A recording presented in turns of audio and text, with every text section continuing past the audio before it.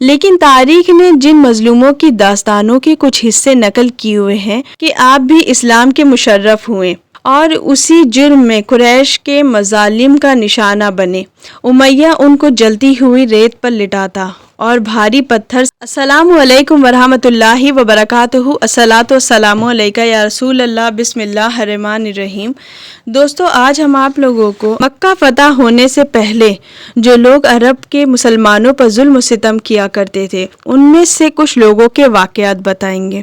عرب جیسے گرم ملک کی تیز دھوپ میں دوپہر کے وقت جلتی ہوئی ریتوں پر مسلمانوں کو لٹانا، ان کے سینوں پر بھاری بھاری پتھر رکھ کر دبانا، لوہے کو گرم کر کے داغنا، مارنا پیٹنا، غرض یہ ہے کہ اور اسی قسم کی مظالم تھے جو مسلمانوں پر توڑے جا رہے تھے۔ اگرچہ اس دور میں عام مسلمانوں کے لیے زندگی دوبھر کر دی گئی تھی، لیکن تاریخ نے جن مظلوموں کی داستانوں کے کچھ حصے نقل کیے ہوئے ہیں ان میں سے بطور نمونہ چند یہ ہیں۔ حضرت خباب رضی اللہ تعالی عنہ ام انمار کے غلام تھے۔ ابھی 6-7 آدمی ہی اسلام لائے تھے کہ آپ بھی اسلام کے مشرف ہوئے اور اسی جرم میں قریش کے مظالم کا نشانہ بنے۔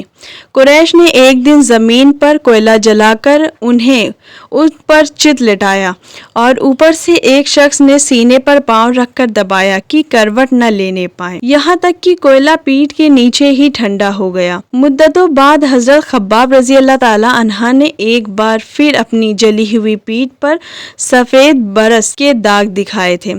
حضرت بلال رضی اللہ تعالی عنہ، ہم سب جانتے ہیں کہ حضرت بلال رضی اللہ تعالی عنہ پہلے امیہ بن خلف کے غلام تھے۔ اسلام قبول کرنے کے بعد انہیں حضرت ابو بکر صدیق نے خرید کر رسول اللہ صلی اللہ علیہ وآلہ وسلم کے خدمت میں دیا تھا۔ حضرت بلال رضی اللہ تعالی عنہ آپ امیہ بن خلف کے غلام تھے۔ ٹھیک دوپہر کے وقت امیہ ان کو جلتی ہوئی ریت پر لٹاتا اور بھاری پتھر سینے پر رکھ دیتا اور کہتا کہ اسلام سے انکار کر، نہیں تو یوں ہی گھٹ گھٹ کر مار دیا جائے گا۔ لیکن اس وقت کی انتہائی درد کی حالت میں بھی آپ کی زبان سے عہد ہی نکلتا۔ ان کا آقا ان کے گلے میں رسی باندھ کر لڑکوں کے حوالے کر دیتا اور ان کو شہر کے ایک حصے سے دوسرے حصے تک گھسیٹتا پھرتا۔ حضرت عمار رضی اللہ تعالی عنہ یمن کے رہنے والے تھے اور ان چند باہمت لوگوں میں سے تھے جو بالکل ابتدا میں مسلمان ہوئے تھے۔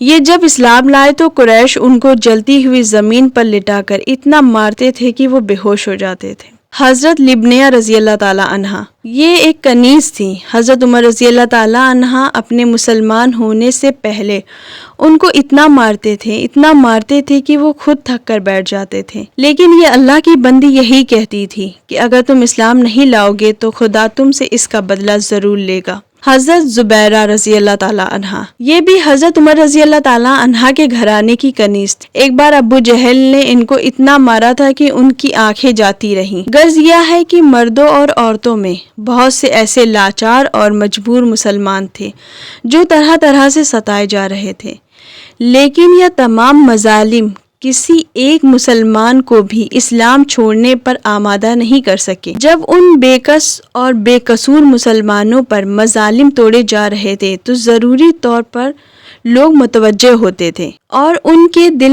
یہ سوچنے پر مجبور ہو جاتے تھے کہ آخر ایسا کون سا لالچ ہے جو ان لوگوں کو اتنی مصیبتوں کے باوجود اسلام سے چپٹے رہنے پر آمادہ کیے ہوئے ہے۔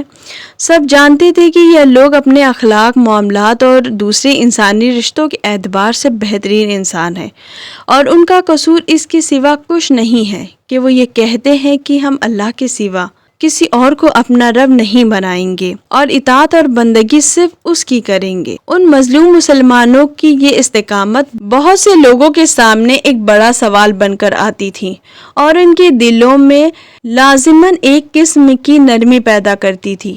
اس نئی تحریک کو قریب سے دیکھنے اور سمجھنے کی طرف مائل ہوتے یعنی کہ جھکتے تھے۔ حق پر رہنے والوں کی مظلومیت ہمیشہ ہی کامیابی کا زینہ بنی ہے۔ چنانچہ اب بھی ایک طرف تو مظالم توڑے جا رہے تھے لیکن دوسری طرف اسلامی تحریک برابر پھیلتی جا رہی تھی۔ مکے میں کوئی خاندان اور کوئی ایسا گھر نہیں رہا جس کے کسی نہ کسی شخص نے اسلام نہ قبول کیا ہو، اور یہی وجہ ہے کہ اسلام کے مخالف اور بھی زیادہ جھنجھلاہٹ اور غصے کا شکار ہو گئے۔ وہ دیکھتے تھے کہ ان کے اپنے بھائی، بھتیجے، بہنیں، بیٹیاں دعوت اسلام قبول کرتی جا رہے ہیں اور صرف اسلام کی خاطر سب کچھ چھوڑ چھاڑ کر الٹا ان سے کٹ جانے کے لیے تیار ہے۔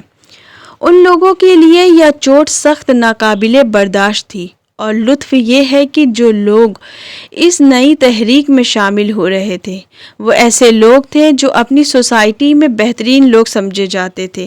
ان کی سوجھ بوجھ اور اخلاق اور عام انسانی خوبیاں سب لوگوں پر ظاہر تھیں۔